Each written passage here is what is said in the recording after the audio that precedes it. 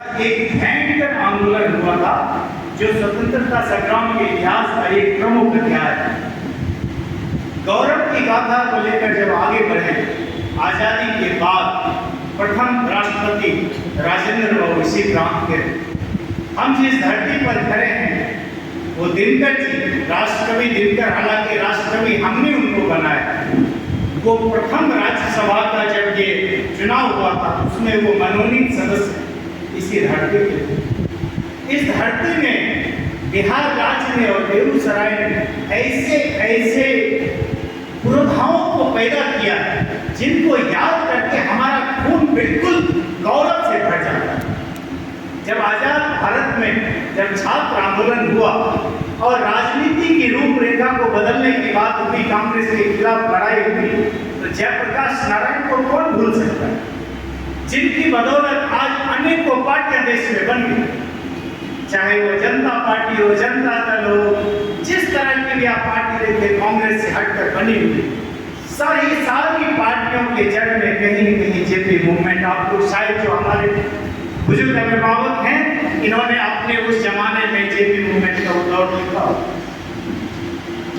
और आगे बढ़िए, जब हम 1990 पर आते हैं, जब जनता दल बना था, मंडल कमीशन आया था, सामाजिक न्याय के नाम पर कहीं कहीं एक नव उदारवाद के दौर को आगे बढ़ाया गया था। उस नव उदारवाद के दौर में लालू यादव जो बिहार के लिए हैं, भले उनको तरह तरह के उपनाम उपसर्ग प्रत्यय से लोग आज जोड़ रहा हो, लेकिन सामाजिक न्याय की दिशा में, सामाजिक न्याय की दशा में लालू प्रसाद यादव की जो बिहार में भूमिका रही, वो एक इतिहास पुरुष बन गए हैं, उनको कोई नहीं भुला सकता। अब हम आते हैं आज के दौर में, इतना गौरव महसूस करते हैं बिहार के भी और अपने बेगूसराय के, लेकिन कहीं कहीं मन अब कचोटता है।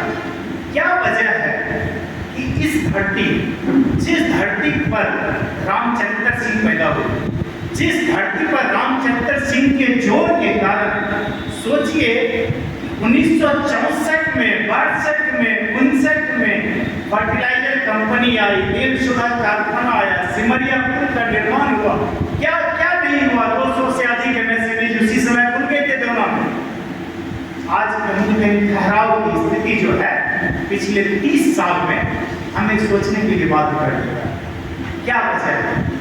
उसमें एक वजह जो हमारे साथी मित्र ने पहले ही बोला था, राजनीति में जाति का घुसना। और राजनीति में जाति का घुसना ने सबसे ज्यादा अगर प्रभावित किया है तो हमारे बेगूसराय को प्रभावित किया है। और बेगूसराय उस जगह पर आज पहुंच गया जहां पर ऐतिहासिक धरोहर के बावजूद, इतनी चीजों के बावजूद, सिमरिया जैसे पुल की मरम्मत पिछले 10 साल से होती चली जा रही है। जिस सिमरिया पुल का निर्माण 1959 में हुआ था, उस सिमरिया पुल से आज ट्रक उस पार से इस पार नहीं आता। कहीं कहीं सोचने के लिए हमें बात ही कर देता है। अगर लोड कैरिंग कैपेसिटी की बात होती तो उसी पुल से ट्रेन नहीं गुजर रहा होता। हमें सोचने के लिए बात ही करता है। क्या वजह है? क्या वजह है आज जिस रोड पे हम बैठे हुए हैं, तेघरा, जिस पे हमें अब मैंने केंद्रित किया है कि मुझे इस तेघरा के लिए अपने आप को समर्पित कर देना है, अपना सर्वस्व दे देना है। उस तेघरा की सड़क को अगर आप देखें तो 0 माइल से लेकर मुजफ्फरपुर तक जो ये सड़क है, इस सड़क की हालत 4 लेन की होनी चाहिए थी, 6 लेन की होनी चाहिए, नहीं है। आए दिन जो दुर्घटना का कारण जो ब्रह्मदेव बाबू बता रहे थे, सम्मान सहित सड़क की बातों को मैं बिल्कुल सारी बातें सच है, लेकिन एक बात ये भी है जो आज गाड़ियों का परिचालन हो रहा है और ये सिंगल रोड सिंगल लेन से हो रहा है, बावजूद इसके हम टोल दे रहे हैं।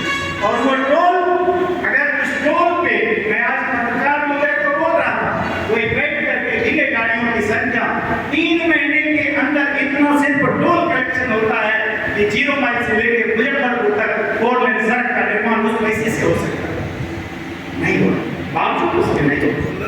जितनी समस्याएं हैं, ये समस्या कहीं कहीं हम लोगों के बीच में मालूम था, लेकिन हम लोग सबसे दुख का जो कारण है जो मैं आपसे व्यक्त करना चाहता हूँ, समस्या भी है, संघर्ष समिति करने वाले हमारे योद्धा भी हैं, उसके समाधान का तरीका भी हमें मालूम है, जनप्रतिनिधि भी हैं, लेकिन समस्या का समाधान नहीं हुआ। क्यों? क्योंकि आज हम कहीं में निराश हो गए, ये सबसे बड़ा दुख का कारण। अब हम ये लगने लगा कि क्या फर्क पड़ेगा, जो होना है वही होगा, क्या कहने से फर्क पड़ने वाला। आज मेरे अध्यापक महोदय ने कितनी अच्छी बातें बोली फिरौली की बात। जो समस्या है एजुकेशन से रिलेटेड, उसको सोचिए जरा। हमारे बच्चों के लिए पढ़ाने के लिए टीचर नहीं, हम किस एजुकेशन की बात कर रहे हैं? कैसे सुधार? क्या वो सुधार लोकली हमारे बीच हो सकता है?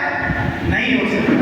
हम उसके लिए आवाज उठाएंगे, लेकिन ये सिर्फ झूठे वालों की बात से कुछ नहीं होना चाहिए। जब तक उन समस्याओं पे कार्रवाई नहीं हो, जमीनी स्तर पे कार्रवाई नहीं हो, सर से एक स्टेप आगे मैं जाता हूँ। पिरहोली की जो समस्या है वो सिर्फ पिरहोली की समस्या नहीं है, पूरे तेहरान मंडल की समस्या है सर। कहीं कहीं ही जहाँ शिक्षकों की संख्या बहुत है, वरना हर जगह ये जो समस्या है ये बर्निंग है सर। और आप सरकारी विद्यालयों की बात ही सिर्फ ना करें, प्राइवेट विद्यालयों में जो लोग हजारों रुपए का फी दे रहे हैं, डीएवी हो या डीपीएस के नाम से जो स्कूल खुल रहा हो, सेंट पॉल, सेंट मैरी, पता नहीं ये क्रिश्चियन नाम के कुछ स्कूल जो so called English speaking school के नाम पे खोला गया है। आज अगर आप वहां जाएंगे सर, ना 11th का क्लास हो रहा है ना 12th का क्लास हो रहा है, तो बच्चे बाकी से नहीं।